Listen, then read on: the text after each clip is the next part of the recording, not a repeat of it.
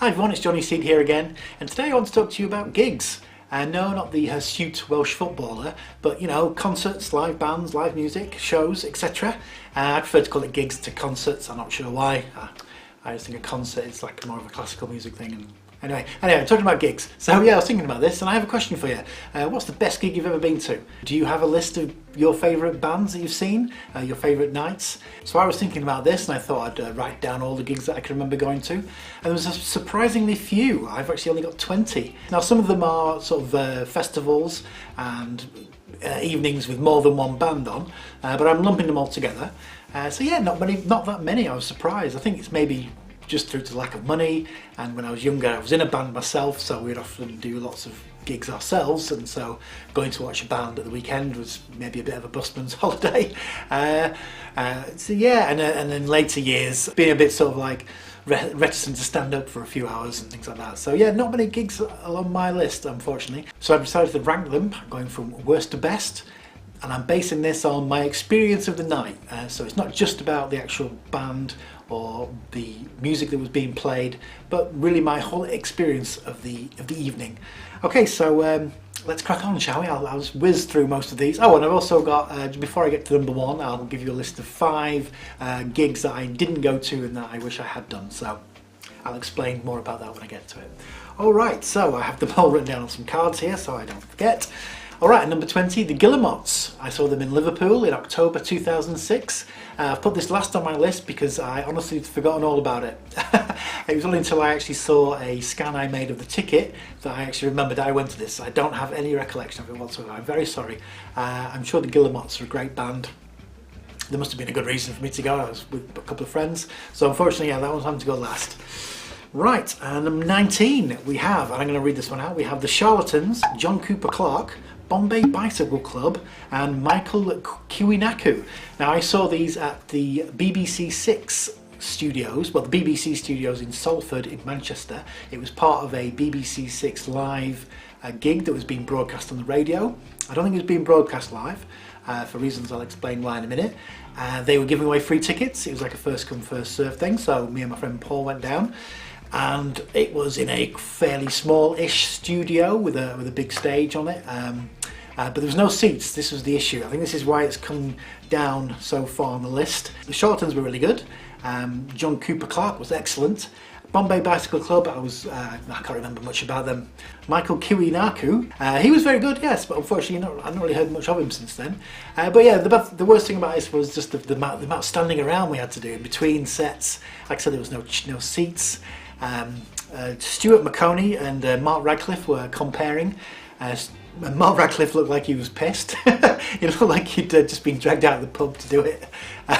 Seeing them up close, and I think they could tell there was a bit of a vibe going on, because you had a room full of people who were maybe in their late 30s and 40s, and so I know when the Charlatans came on, the singer was berating the crowd, saying, "No, come on, go and dance." And we were knackered. We just wanted to sit down by then. So yeah, unfortunately it wasn't a great night, but the bands were good. Yeah. So, and the Charlatans were excellent, and it was good to see John Cooper Clarke as well. Right, number 18. Similar reasons why this one's so far down the list. The Sleaford Mods, one of the most recent bands I went to see. This was last year at the Manchester Academy, last October. Yes, probably not a good idea to spend 5 hours in the pub before you go and see a band. We got there quite late, so we were right at the back. And now the Sleaford Mods, I've seen footage of them playing at Glastonbury, and it looks amazing. So I think it's one of those bands you want to be sort of up close. Well, bands, it's a singer. If you don't know who they are, there's a singer, and I guess you call him a DJ, or it's another guy with a laptop who does the beats. Brilliant music. Looks like a fantastic sort of experience to see them sort of up close. But unfortunately on that night, yeah, we'd been drinking heavily.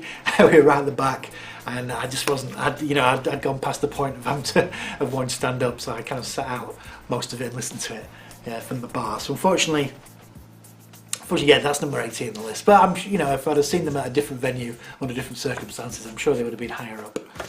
Right, number 17, T'Pau. Yes, T'Pau. I saw these in Manchester in March of 1988. I think this was the second ever gig I ever went to. And yeah, Carol Decker. So yeah, I had a bit of a crush on Carol Decker, which is the reason why I went to see T'Pau. Number 16, The Almighty. I'm pretty sure I saw these in Preston at the Guildhall in 1992, and the reason why I'm being a bit vague about this is because I can't actually find any record of this gig actually ever happening online. I've looked on Setlist FM, a very handy website if you're not familiar with it. It's got loads of, it's like a comprehensive list of gigs and bands that have played and concerts. But yeah, this gig doesn't appear on there, so I can't find any record of it, but I'm convinced, I am pretty sure I went to see The Almighty in Preston in either 91 or 92. I don't think it would be 93, but I think 92 is probably about right. So yeah, maybe I just imagined it. I don't know. Okay, number 15, Jonathan Richman at the Kentish Town Forum in London, and I went to see him in November, the year 2000. Fairly low down the list. It was okay. It was like a one-man show. Jonathan Richman used to perform with the Modern Lovers. Yeah, it was okay. I think again we were a bit pissed when we went, and I don't remember much about it. I do remember getting told off by someone for maybe talking to a friend during one of his songs. So yeah, not the greatest of behaviour.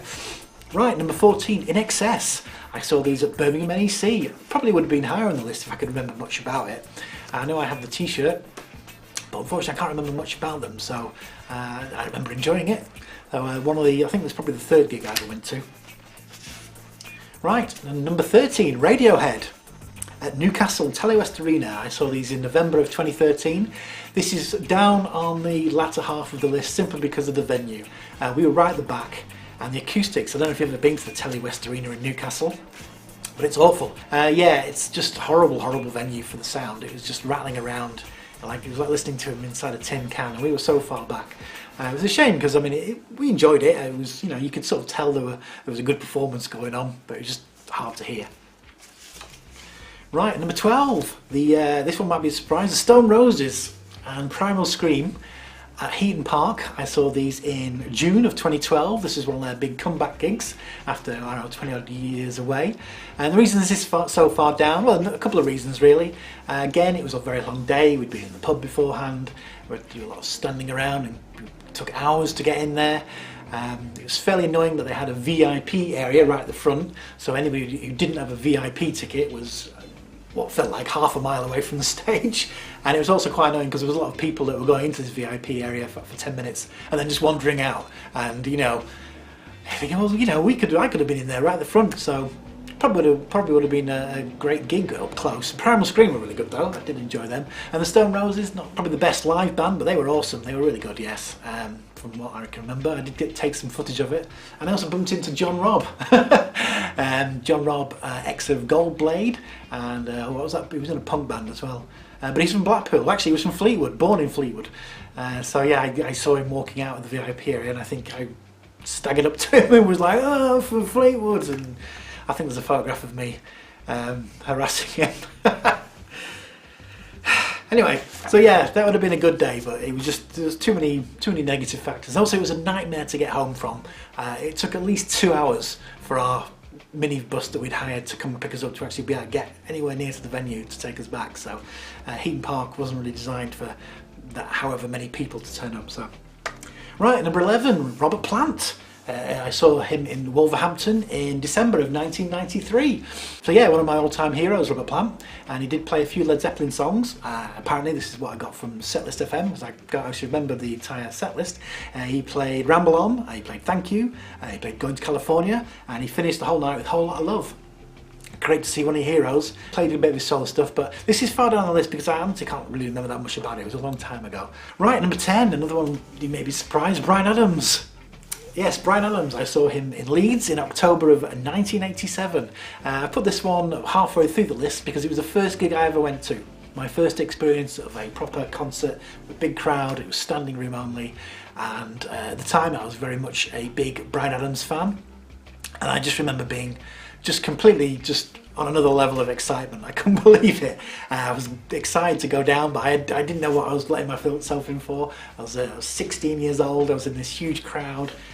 People were going nuts, singing along to all the songs. I just absolutely loved it, and I think that was the day when I decided that being in a band is what I really wanted to do. I didn't know how I was going to go about doing it. I didn't have any kind of musical background, but I just thought that looks like a really fun thing to do, and I think I want to do that. It took me a couple of years before actually, I think it was 19 when I was in a band for the first time, but yeah, soft spot for me. That was, yeah, my first ever gig, and it was a great experience. Right, number 9, something a bit more recent, the Magic Band. I saw them in Preston of March 2012. The Magic Band were Captain Beefheart's backing bands, yeah, Captain Beefheart and the Magic Band, and they were fantastic. And we saw them in a fairly small venue, a place called the New Continental. The New Continental is a pub. This is a kind of a hall in the back, so yeah, quite a small place. They were excellent. They played, of course, they played mostly they played Beefheart songs, and they were just so tight and loose and fast and bulbous. Really good night. That, very much enjoyed it. I did take some video footage of it, which I'll put a link to below.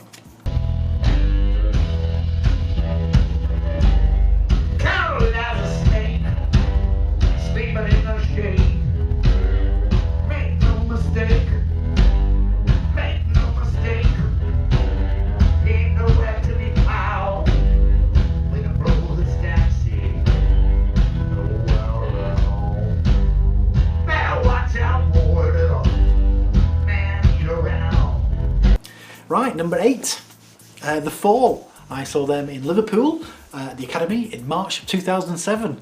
So yeah, so glad I got to see The Fall.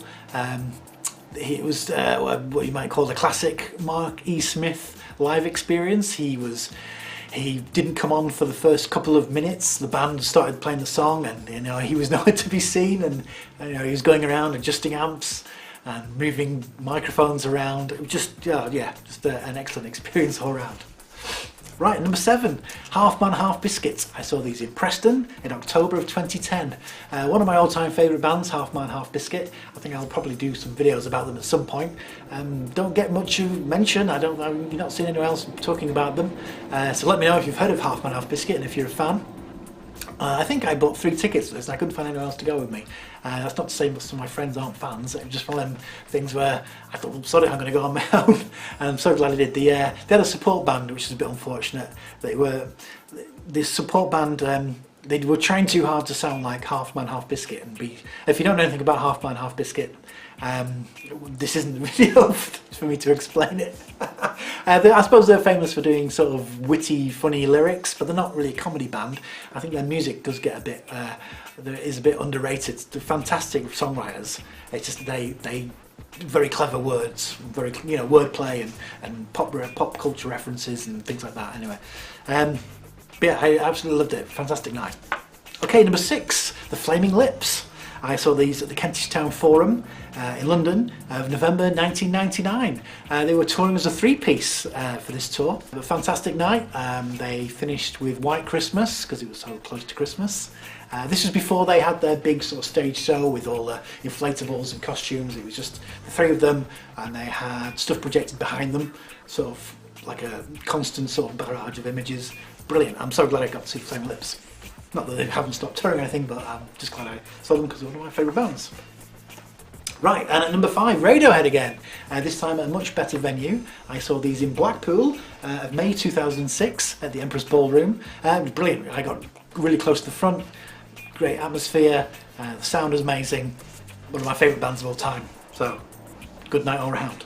Okay, so we're heading into the top 5, and at number 4, if that makes sense. So we have Donington, 92. My one and only time of going to Donington. One and only time of going to a big all-day festival, really. On the lineup, it started off with The Almighty again. We had Wasp, Slayer. God, Slayer, I think they were the highlight of the whole day, to be honest. Seeing Slayer live was definitely an experience, even in the afternoon. When the song Rain of Blood came on, the crowd had prepared buckets and bottles of blood. Normally it's bottles of piss that gets thrown around at Donington. But yeah, I was covered in red paint and I spent about 30 seconds in the mosh pit before being ejected. It was just insane. I don't know how anyone could survive that. Yeah, that was pretty intense. And then they were followed by Thunder, Skid Row, they were very good, yes. And then finally Iron Maiden. So yeah, let's see, I got Iron Maiden. I remember we got there the night before, we were camping, we got horribly drunk, we stayed up most of the night, so I had very little sleep, and I don't remember taking a break. So it must have been from, I don't know, 2 in the afternoon till, I don't know, 10, 11 o'clock at night. And apart from nipping off for a piss every now and again and getting a beer, I don't remember eating anything. I don't remember missing. I watched every single moment of every band. So yeah, so 1993 I'd have been what? Sorry, 92. So I was 21. And no way I'd be able to do that these days.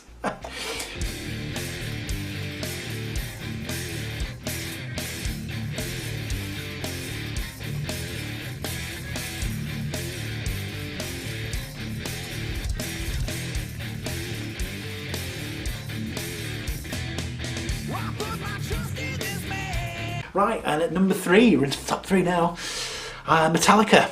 I saw these at Manchester G-Mex in November of 1992. This was an amazing gig. They played for over 3.5 hours. There was no support band. They just did every song you could imagine. It was just relentless. There was hardly any breaks. I do remember getting fairly close-ish to the stage, and you could just see how tired they looked. This was on their tour promoting the Black Album. And I think they'd already been on the road for about a year at this point. But yeah, they look fucked, man. They look really tired. But what an amazing show. Unbelievable. Okay, the number 2 gig on my list is the Polyphonic Spree. Yeah, have you ever heard of the Polyphonic Spree? I don't think they've made an album in a few years. But yeah, I saw them in Manchester in September 2007. So if you don't know much about the Polyphonic Spree, there's, I don't know, 20 odd of them. They're almost like an orchestra, and when they're on stage they all wear white sheets or gowns. They look like a cult basically, and I was absolutely blown away by it. I was mesmerised. I was that close to joining them. If they'd have been recruiting to their cult, I don't know, that would be it. You'd never have seen me again. I'd have gone. I'd be with them drinking the Kool-Aid. Yeah, so I was just completely mesmerised by the whole experience, and the music was great as well. But yeah, my second favourite gig of all time was the Polyphonic Spree. Okay, and now before we get to the number 1 pick, I'm going to tell you a few gigs that I missed. Okay, and at number, well, these aren't really in any sort of order. I'll say, so the first one is Spike Island. The legendary Stone Roses gig at Spike Island, where Stone Roses apparently sounded awful, but it was one of them days where, you know, everyone says they were there, and you know, I could have gone, and I didn't. I can't remember the reason why now, probably money, but my friend Warwick went. So yeah, missed out on that one. Next we have Glastonbury in the 90s. So for any Glastonbury in the 90s, I've never been to Glastonbury. I particularly regret not going in the 90s. There's a couple of occasions when a lot of my friends went and they were just going to jump the wall or climb under it, as it were. And apparently, by all accounts, they had an amazing time. I think, why didn't I go? I think one of the times I was actually playing a gig, I know I had something booked which I couldn't really sort of wheedle out of. And probably the other times was, I don't know, money, I guess. I can't remember. So yeah, but after it got to about the 2000s, it just kind of didn't really appeal anymore. Now, you know, try and get tickets, it's impossible. It all seems a bit corporate nowadays. So anyway, yeah, shame I didn't go in the 90s, but yeah, one of them things. Right, another gig I could have gone to and didn't was to see Sparklehorse.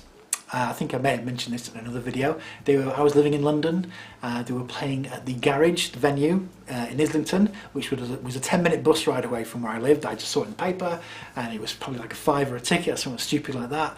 And I just didn't go because I felt a bit tired, and I thought, oh, you never know.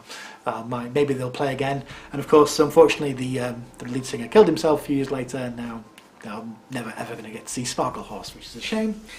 Okay, and another missed opportunity were in the mid-90s. I got a phone call from my friend Ian. He said, what are you doing on Saturday? Do you want to go and see the Boo Radleys play a free gig in Preston, open-air concert in the park? And I was like, oh, I can't. My girlfriend's having a barbecue, and we've made all these arrangements. So he went to the gig, and he came to the barbecue afterwards, and I said, well, how are the Boo Radleys? And he said, the Boo Radleys were okay, but the support band was even better. They were called Oasis. So yeah, I could have seen Oasis supporting the Boo Radleys at a free gig in Preston before anybody knew who the Oasis were. And finally on my list of gigs missed, there's 2 gigs by Deerhoof, a year apart, which I missed out on both occasions from being ill myself in a really unfortunate series of events. They were playing at a place called Gorilla in Manchester, a really, really small venue. My friend Paul went, he'd got me a ticket, and he said, yeah, I was stood there and he was about 2 feet away from the band. I love Deerhoof. I think they're an amazing band, and I could have gone to see them twice. but I didn't. Right, and finally, number one, the best gig I ever went to, and this is number one for many, many reasons, and it is Elliott Smith.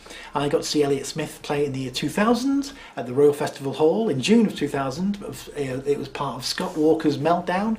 If you're not familiar with the Meltdown series of festivals, they are held every year at the South Bank Centre in London, and they pick a different person every year to curate it, to pick the bands and the artists. So in the year 2000 it was the turn of Scott Walker, and he had the foresight to select Elliott Smith in one of his rare appearances on stage in the UK, only a couple of years before he died. So just unbelievable night. It was just him and a guitar, and yeah, absolutely amazing.